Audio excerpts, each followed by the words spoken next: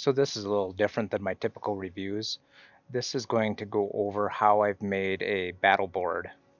And what I use the battle board for is in D&D when there's an encounter, and specifically an encounter in a room that is 60 by 60 or less. So when you use 1 inch equals 5 feet, kind of typical for D&D, then you can get a 60 by 60 room in 1 foot by 1 foot. I also don't really work with foam. I don't have any. It's not something I'm really interested in, but I do have a 3D printer. And so I printed the tiles and then glue them to the 12 by 12 board to fill it up. And then I add kind of a decorative border around the sides to make it pretty. And then I can fill the room with the scatter. I use pillars to mark out the size of the room, and then I have some printed doors and whatnot that I painted up, and just other miscellaneous scatter that I use. And I find this works a lot easier than trying to lay out whole dungeons or encounters with 3D tiles. I typically travel when I DM, so it's much easier to throw a few 12 by 12 squares in a bag or whatever and bring those with me, and then design the encounters and use theater of the mind for the rest.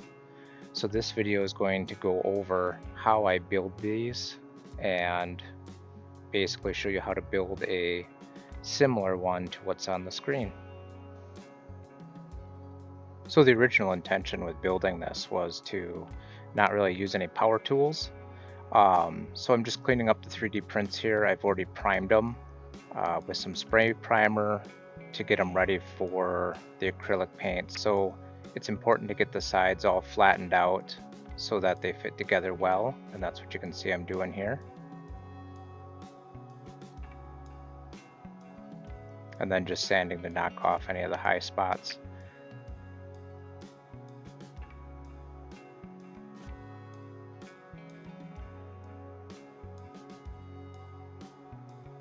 So I've actually found that wood glue holds 3D prints together really well. And so I'm using wood glue to glue each panel to the board, and then I just put something heavy on it to let it kind of, or to hold it in place and let it dry.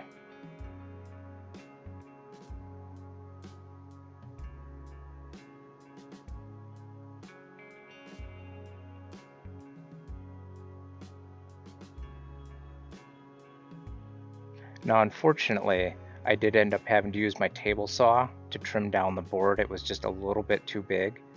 If I had centered the pieces in there, it would have been an acceptable gap, but I didn't. I put them all to one side to make sure everything was nice and straight.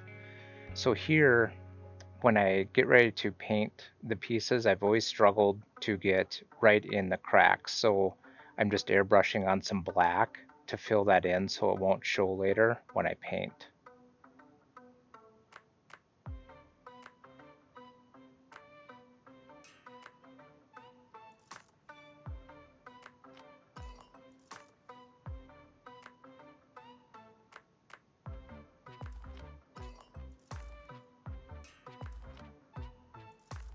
And so I've given this some time to dry, and now I'm going to start painting. I generally use cheap craft paint on these because it takes so much. I'd probably wipe out a whole bottle of my actual miniature paint, but on this scale it works just fine. So I'm starting with a little bit of apple barrel gray there, and just making sure I get everything covered in real well. And I try and get in between the cracks a little bit here too, so that everything looks even, but fortunately I blacked it out so that even if I miss a little spot, it doesn't stand out.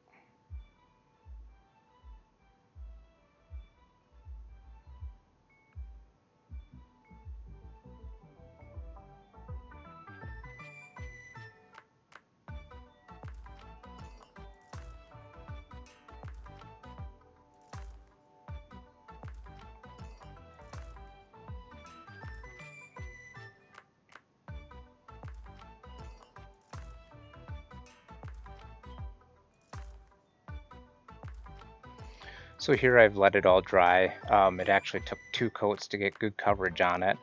And now I'm just using a little bit of apple barrel paint. I think melted chocolate is the name of the color. just to kind of grunge up each tile a little bit. This will take a couple of coats also. Once it dries, it is really hard to see on the board, and so basically you want to go over it a couple of times. I'm also kind of using a dry brush where I'm not using the paint fully loaded on the brush. That allows me to stick to kind of the edges and whatnot.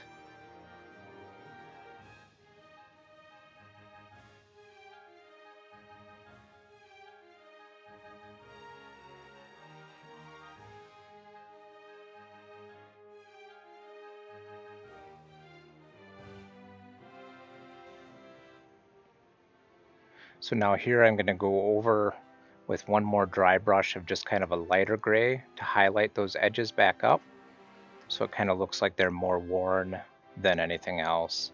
Again, it looks really bright in the video, but once it dries, it does blend in very well, and it doesn't show through very much at all.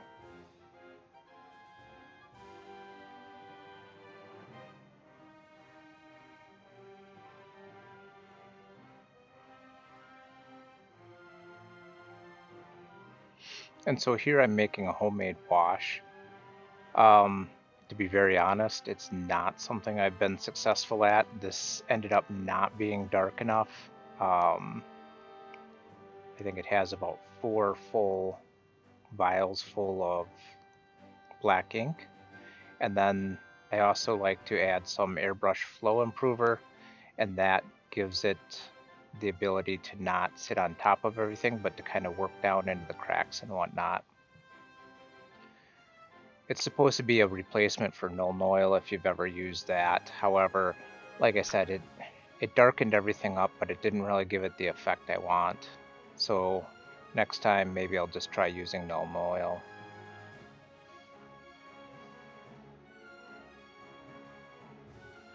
Now we're going to make the border, and this is some of the trickiest part because you got to be really good on your measurement. You can see I'm just using a little cheap miter box there. It gets the corners accurate enough. The other trick is you have to remember that you have to cut your angles at opposite ends once you do it. You always want the part that extends out over on the outside to be longer. And so you'll cut the board one way, and then you'll flip the saw around and cut it from the other way. This is another trick I often use. Instead of clamping this on because it'd be difficult to clamp, I just use some super glue. So I put the super glue on in a few spots, and then I use that to just kind of clamp it together so that the wood glue has a chance to dry. You do want to be really careful with the super glue that you don't get any squeeze out and glue it to the table, because that'll break it. So now I'm retrimming the end to get it ready to measure up again. I always put letters on it so I can remember what side I'm working on, and I'm using the board to measure so that I can get it exactly right every time. So we'll cut this piece off again, using a little sandpaper just to knock the ends off. Make sure everything's cleaned up. A little super glue to use as a clamp, enough wood glue to hold it together. The reality is this doesn't have to be super durable. There I'm also trying some accelerator. Doesn't work. I gave up on it pretty quick. Again, I need to trim the end up to get it going the right way.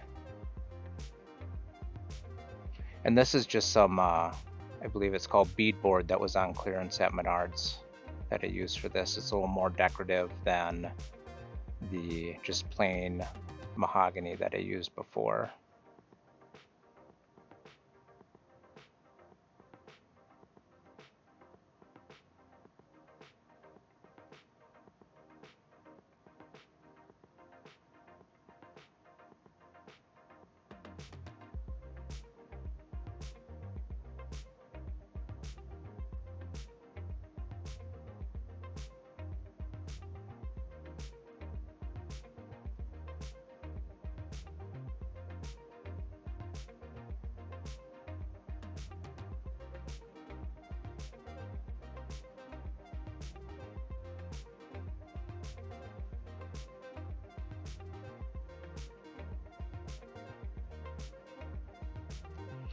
Now with the last one, I cut it a little bit long, so I could kind of sneak up on the cut to get it to fit in there nice and tight. If you cut it too long and force it in there, then it pushes them apart and you get a gap on the two sides. If you cut it too short, then you have a big gap in the corner seams there. So you want to get that one just right when you cut it. So I'll typically cut it long and sneak up on the cut. So I wanted to try something different on the finish of the wood here. I'm trying to just burn it a little bit, make the grain stand out, and make the design stand out from the wood.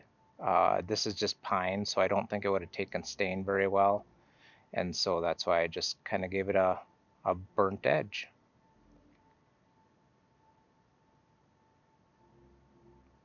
Now with the bottom, I'm using some ebony Minwax finish, just kind of to go for a black look. And I didn't do any sanding sealer or anything on this to prep it. I did sand it to 180 grit and then kind of wet it down with a paper towel to raise the grain, and then sanded the grain off so that I could have a nice finish. I'm trying not to drip down the sides too much, but with the burnt finish it actually blends in pretty well. And so a little bit didn't really show on the edges that I did drip over the edge. So I let it sit and soak in a little bit, and then I'm wiping the excess off. It's important to let this dry overnight so that it's really dry. Now I'm just using a little wipe on varnish from Minwax. I believe it's a satin finish. It's just whatever I had laying around. And really to make it the best, I like to give it 2 coats. So there I'm just sanding in between coats to get ready for the second coat. The second coat isn't going to use nearly as much, so you can see I just put a little bit on there. It doesn't really soak into the wood at all on the second coat, so it takes a lot less, and it also dries a lot faster. Now I'm putting some felt pads, Scotch brand felt pads on the bottom, just to keep it from scratching up a table or anything that's sitting on. It also picks it up a little bit and makes it easier to get off the table once you set it down. So there's my burnt edges and the final piece. So thank you for watching, and I hope you enjoyed the battle board that I put together. I do think it makes it a lot easier to set up encounters one by one. Really, it's a much smaller piece to carry around, and for the most part, it's easy to describe your hallways and pathways that they're taking. But then once you get to an encounter, it's really nice for tactical combat.